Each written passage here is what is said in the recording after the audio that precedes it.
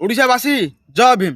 BJP सरकार कौन चाहूँगी दलित आदिवासी माने ए देश में न रही प्रति एत अन्याय अत्याचार कौन पाई मौलिक सुविधा वंचित रखिच कौन पाई चाहूच कि से देश छाड़ी पलैवाई एमती एक दृश्य मुझे आपण पाखे रखी देखा हूँ माननीय मुख्यमंत्री मोहन चरण माझी निज जिला केन्दुझर जिला घटगाँ ब्लॉक अंतर्गत उपरडीहा ग्राम पंचायत अधीन तलीबेला ग्रामर यही अंचल हूँ एक आदिवासी जनबसती ग्राम।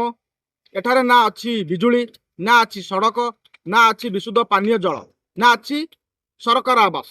देश स्वाधीन होबार 78 वर्ष बीती जाइथिले मध्य एठारे लोक माने आज पर्यंत प्रत्येक मौलिक सुविधार वंचित।